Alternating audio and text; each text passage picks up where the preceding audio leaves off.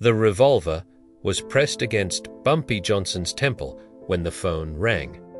It was for 17 a.m., March 15, 1947, in a warehouse in Newark, New Jersey. The caller was someone Bumpy had never met, never heard of, and never expected to save his life. "Mr. Johnson," the voice said calmly, "step away from Vincent Gigante right now, or Las Vegas will never be built." Bumpy looked at Gigante, whose finger was tightening on the trigger. In 5 minutes, this phone call would prevent a murder, stop a war, and create the most famous city in America. But first, someone had to explain why a gangster's death in New Jersey would determine the fate of a desert town in Nevada that most people had never heard of. The warehouse belonged to Frank Costello, and tonight it was supposed to be Bumpy Johnson's tomb. Gigante had been sent to eliminate Harlem's most powerful man because Bumpy had made a mistake that threatened the entire East Coast criminal empire. 3 weeks earlier, Bumpy had said no to the wrong people about the wrong thing at the wrong time. The Flamingo Hotel in Las Vegas was bleeding money. Bugsy Siegel had built America's first luxury casino in the desert, but after 6 months, it was failing spectacularly. Siegel owed the mob $1 million, and he couldn't pay. The word from the commission was simple: shut down the Flamingo, kill Siegel, and write off Las Vegas as a failed experiment. But someone had a different idea. Put the gun down. Vincent. The voice on the phone was calm, authoritative, and completely unafraid of Vincent Gigante's reputation. Gigante didn't move the gun. "Who is this?" "Someone who's about to make you richer than you ever imagined. But only if Bumpy Johnson stays alive for the next 5 minutes." Bumpy had never been more confused in his life. He was tied to a chair in a Newark warehouse, about to be executed by one of the most dangerous killers in organized crime. And some stranger was negotiating for his life over the phone. "You got 30 seconds to explain." Gigante said, "Bumpy Johnson has something you need. Information about Las Vegas that's worth 50 times what Bugsy Siegel owes you. But if you kill him, that information dies with him." Gigante looked at Bumpy with suspicious eyes. "What information?" "Ask him about Howard Hughes." Those 2 words changed everything. Howard Hughes was the richest man in America, owner of Hughes Aircraft, TWA Airlines, and movie studios that made him more powerful than most governments. He was also completely insane. A germaphobe who lived in hotel suites and communicated with the outside world only through selected intermediaries. In the dead of night, when the neon lights of Las Vegas bleed into the desert sky, the real deals are made. Not in the gilded casinos, but in the shadows, where men of ambition and men of violence meet. This is a story of one such deal, a pact that would forever change the face of this city of sin. It's a story about a ghost, a king, and a gangster. The ghost was Howard Hughes. By the late 1960s, the billionaire aviator and filmmaker had become a recluse. A phantom haunting the penthouse suite of the Desert Inn, he saw Las Vegas not as a playground, but as an uncut diamond, a sprawling empire waiting for a true monarch. He wanted to own it all, to scrub it clean of its seedy origins and rebuild it in his own image, a sterile corporate kingdom. But Vegas was already owned, not by the corporations or the smiling faces on the marquees, but by the outfit, the mob, the unseen hands that collected every dime and buried everybody. Hughes had money, unimaginable wealth, but money alone couldn't buy this city. To deal with wolves, you need someone who speaks their language. That someone was Ellsworth Bumpy Johnson, the godfather of Harlem. Bumpy was old school, a man of honor in a world without it. He understood power, not just the kind that came from a bank vault, but the kind that grew from respect and fear. He'd spent a lifetime navigating the treacherous currents of the underworld. So when the call came, a whisper from a ghost in a desert penthouse, Bumpy listened. The proposition was insane. Act as the intermediary between the most famous man in America and the most dangerous. Hughes wanted to buy out the mob's interests in Vegas, one casino at a time, legally, but with their blessing. It was an offer they couldn't refuse, because refusing meant a war with a man who could buy the state government with his pocket change. The first meeting was set. Not in a boardroom, but in a smoke-filled backroom of a downtown steakhouse, a place where the waiters were deaf and the busboys were blind. Bumpy Johnson walked in alone, his presence silencing the low murmur of conversation. Across the table sat the city's true rulers, Meyer Lansky's quiet accountant, a brutish enforcer from Chicago, and a slick capo representing the 5 families. They looked at Bumpy not as an equal, but as a curiosity, a Harlem kingpin far from his throne. They laughed at the offer. "Hughes wants to buy us out," one of them sneered. "This city is our blood and bone. You can't buy a man's soul." Bumpy remained calm, his gaze steady. He didn't raise his voice. He didn't need to. He spoke of the future, of a new era dawning. He explained that their world, the world of skimmed profits and hidden ownership, was dying. The federal government was closing in, relentless. Hughes wasn't just offering money. He was offering them an exit, a golden parachute before the plane went down in flames. "Mr. Hughes isn't buying your soul," Bumpy said, his voice a low rumble. "He's buying your prison sentence. He's offering you a chance to walk away clean, rich, and alive." The laughter stopped. The air grew thick with calculation. They saw the logic, cold and hard as steel. This wasn't a threat. It was a prophecy. Hughes, from his gilded cage, understood their weakness, their own greed.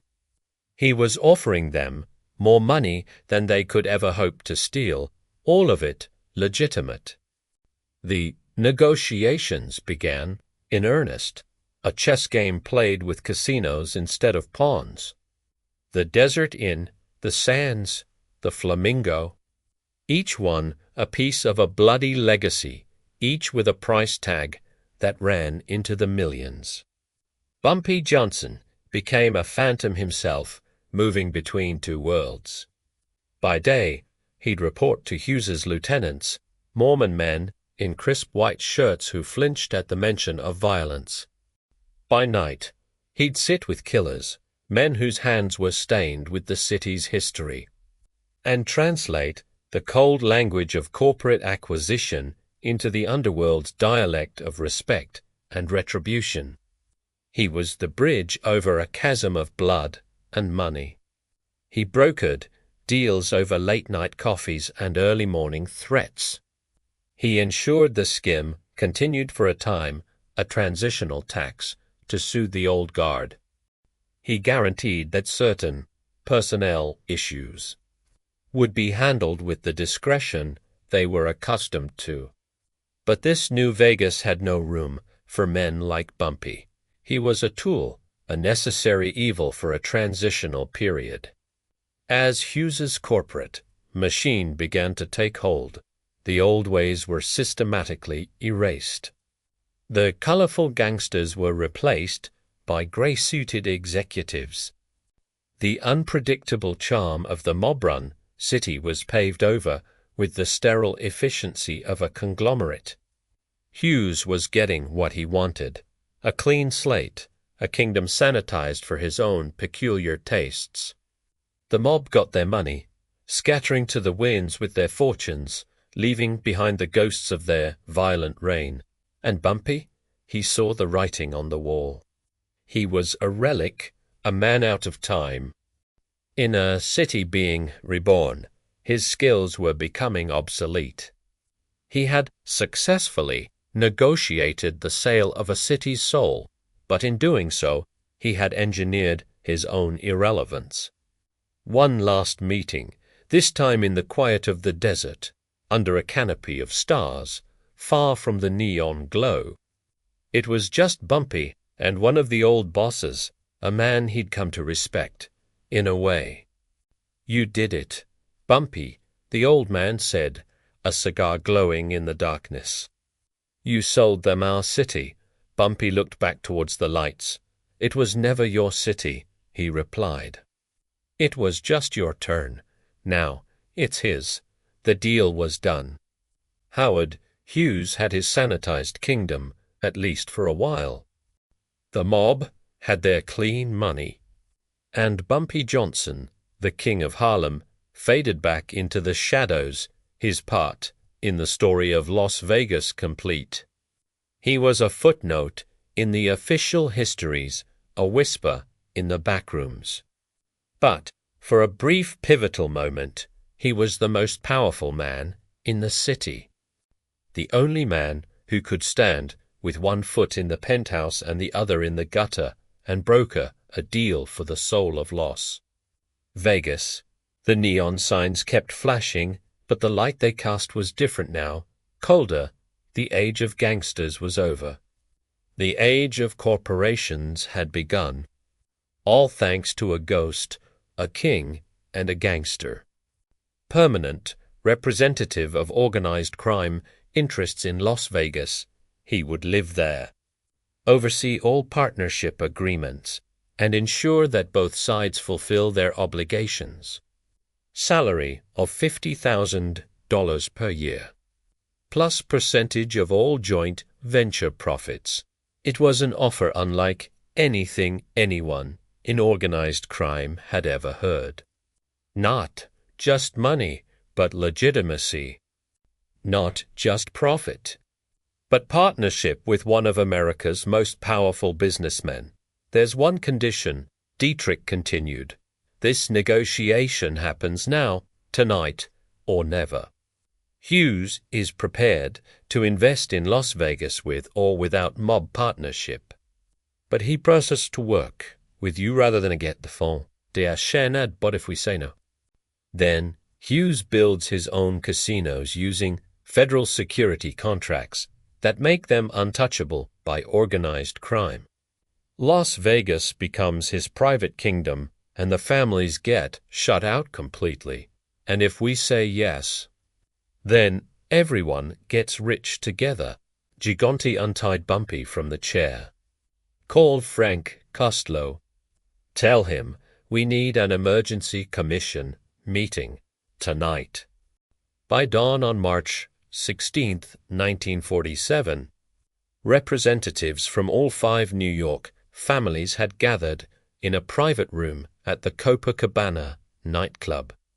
Bumpy Johnson, who 12 hours earlier had been scheduled for execution, was now presenting the most lucrative business proposal in mob history. The vote was unanimous, except Hughes's partnership offer. Within 6 months, Bugsy Siegel was living comfortably in Mexico with a new identity and $2 million in cash.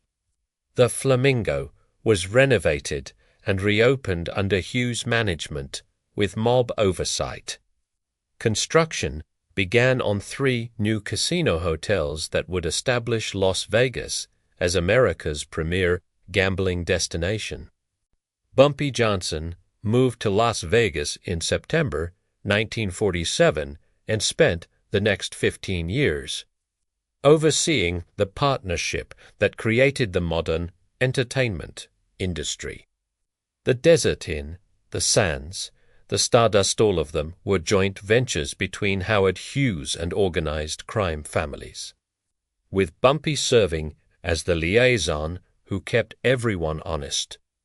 By 1960, Las Vegas was generating more revenue than Hollywood, Broadway, and Atlantic City combined.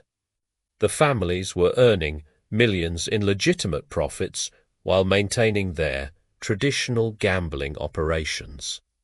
Howard Hughes had achieved his goal of creating the wildest entertainment capital while gaining the protection and local knowledge he needed to dominate Nevada business. The phone call that saved Bumpy's life in that Newark warehouse had been arranged by Hughes himself, who had been monitoring mob communications through contacts in the telephone company. When he learned that Bumpy Johnson was about to be killed, Hughes realized that his Las Vegas investment plan would die with him. One 5-minute phone call prevented a murder, avoided a mob war, and launched the partnership that built Las Vegas into the city that defined American entertainment for the next 50 years. Vincent Gigante never fired the shot that was supposed to end Bumpy Johnson's life. Instead, he became one of Las Vegas's most successful casino managers, overseeing security operations for Hughes properties throughout the 1950s.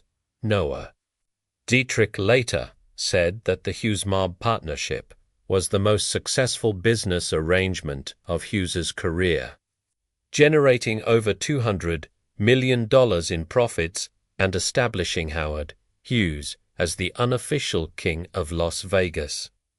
And Bumpy Johnson, who had expected to die in a New Jersey warehouse, spent his final years as the most powerful man in Nevada, the bridge between organized crime and legitimate business that made Las Vegas possible.